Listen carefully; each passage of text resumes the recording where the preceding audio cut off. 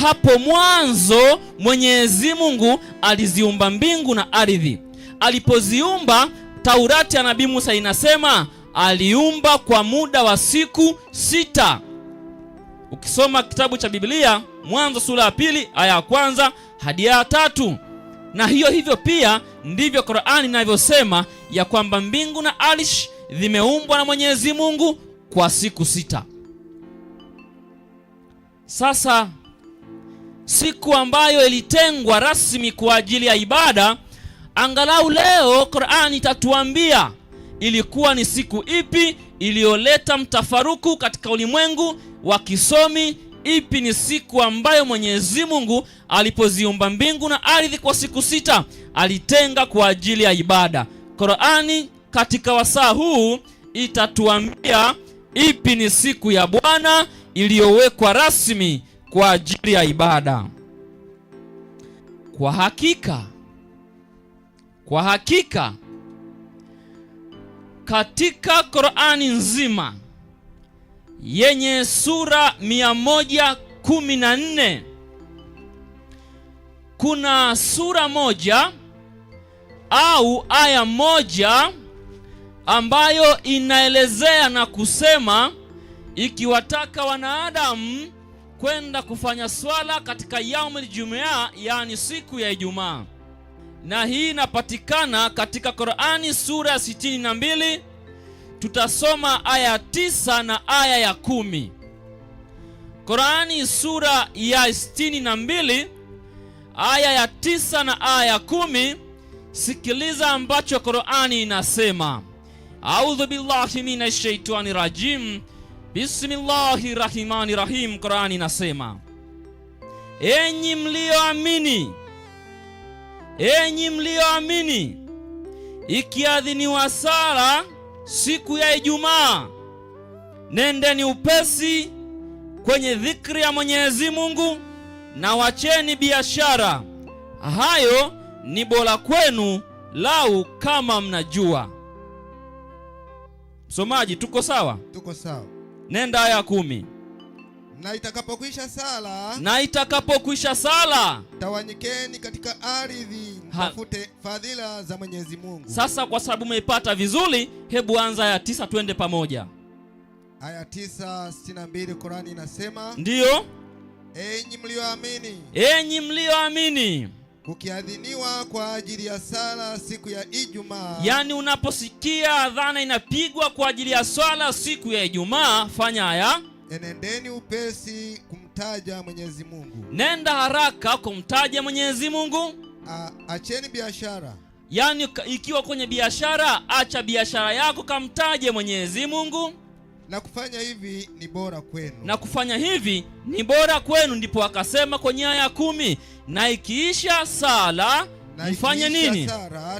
Tawanyikeni mkafanyaje? Katika ardhi mtafute fadhila za Mwenyezi Mungu. Yani baada ya swala ikishaisha siku ya Ijumaa, tawanyikeni waja wa Mwenyezi Mungu na muende mkafanye majukumu yenu, ili angalau mpate chochote riziki ili kuendesha maisha yenu. Sasa nenda hapo chini ufafanuzi wa aya 9 na aya 10. Aya 10. Siku ya Ijumaa haikatazwi kufanya kazi. Siku ya Ijumaa haikatazwi kufanya kazi, kinyume cha wanaodhani baadhi ya watu. Sawa.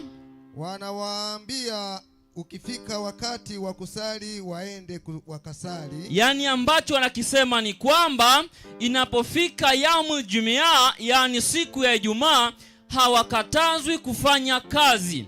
Hakuna anayekatazwa kufanya kazi. Ishia hapo msomaji. Haikatazwi kufanya majukumu yako, walau cha kufanya ni hiki: unapokuwa kwenye majukumu yako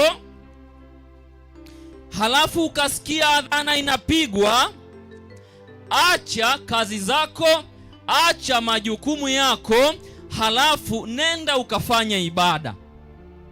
Yani siku ya Ijumaa sio siku rasmi kwa ajili ya ibada, ni siku kama siku nyingine.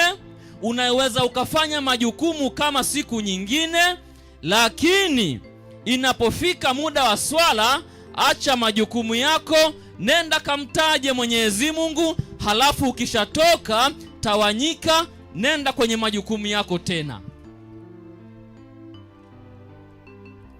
Sasa ni nini ambacho nakisema hapa? Tangu zamani Mwenyezi Mungu alipoziumba mbingu na ardhi, hakwenda tu kama mtu asiye na utaratibu.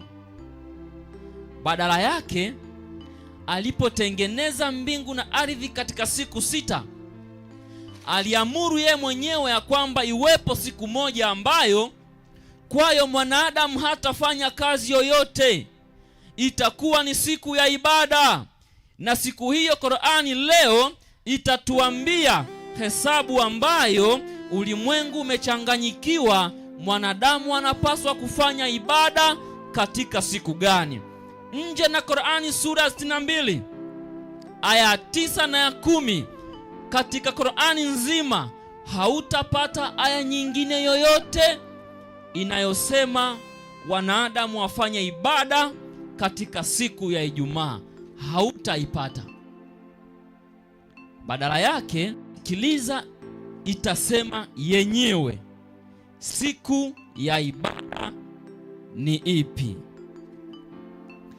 Sasa tunaenda katika mafunuo ya siku ya ibada kama ilivyowekwa bayana katika kitabu cha 4 kilichomfunua Mwenyezi Mungu. Nenda Qur'ani sura ya 16 aya ya 124. Inasema, Qur'ani inasema, hakika adhabu ya kuvunja taadhima ya Jumamosi. Hakika adhabu ya kuvunja taadhima ya siku gani? Jumamosi. Jumamosi ilifanywaje? Iliwekwa juu ya wale waliohitilafiana kwa ajili ya hiyo Jumamosi. Wale wote waliohitilafiana katika kutokufanya ibada katika yaumul sabit, siku ya Jumamosi, adhabu iliwekwa. Endelea. Na kwa yakini Mola wako, na kwa hakika Mwenyezi Mungu amekwisha kufanyaje?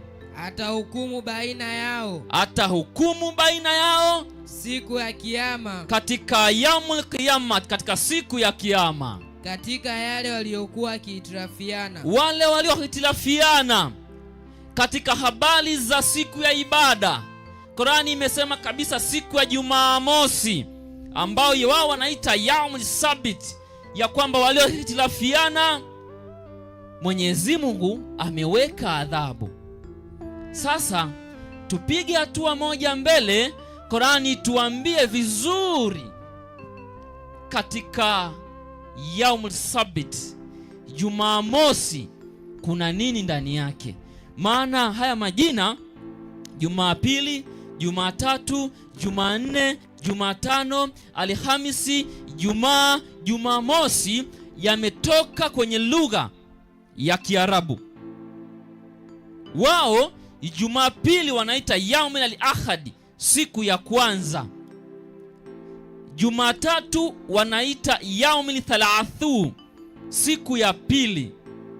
Ijumanne wanaita yaumul arba, siku ya 4. Halafu siku ya 5 wanaita yaumul khamis, yani alhamis. Halafu Ijumaa wao wanaita yaumul jumua, Ijumaa. Halafu Jumamosi wanaita yaumul sabit, siku ya Jumamosi ya Sabato.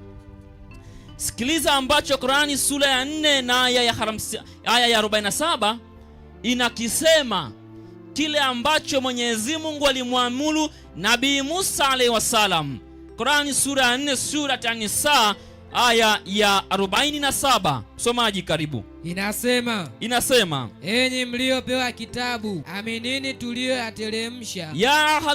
Ya ayuhallazina utul kitaba, enyi mliopewa kitabu, yaaminini yale tuliyowateremshia, yanayosadikisha yale yaliyo nanyi. Ndiyo, kabla hatujazigeuza nyuso, ndiyo, tukazipeleka kisogoni. Sawa. Au kabla ya kuwalaani. Ndiyo, watu gani? kama tulivyowalaani watu walioharibu utukufu wa Jumamosi. Yani anasema, enyi mliopewa kitabu, yaaminini yale tuliyowateremshia, yanayosadikisha yale yaliyokuwa kabla yenu, ambayo asemaje?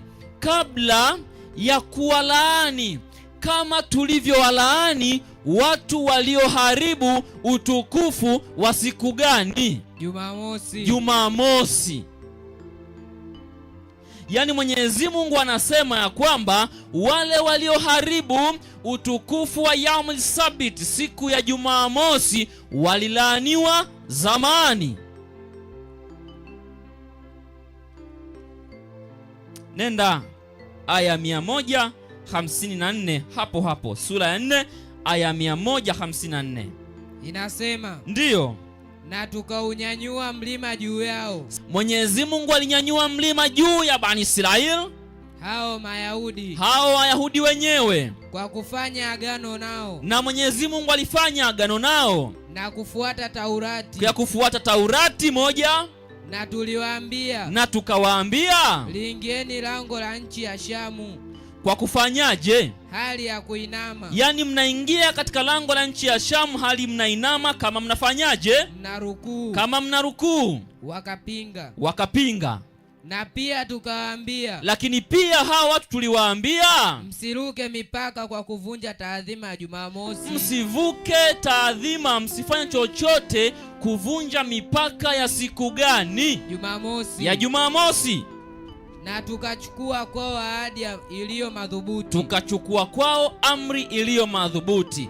Kwenye Qur'ani sura ya 4 aya 57 anatoa taarifa ya kwamba waliovunja taadhima ya Jumamosi walilaaniwa. Kwenye aya ya 154 akasema ya kwamba wale watu zamani waliambiwa wanapoingia katika lango la nchi ya Shamu waingie hali ya kuinama kama wanarukuu. Wanapofanya hayo wasivunje mipaka kwa kuihalifu siku gani? Ya Jumamosi. Siku ya Jumamosi. Utakuja kuelewa. Sasa nenda Qur'ani sura ya 2 aya ya 65 na 66. Sura Al-Baqara sura ya 2 aya ya 65 na 66. Qur'ani sura ya 2 aya ya 65 na 66 katika tafsiri ya Sheikh Abdul Saleh Al-Farsi aliyekuwa kadhi mkuu pale Kenya pamoja na Zanzibar. Msomaji karibu.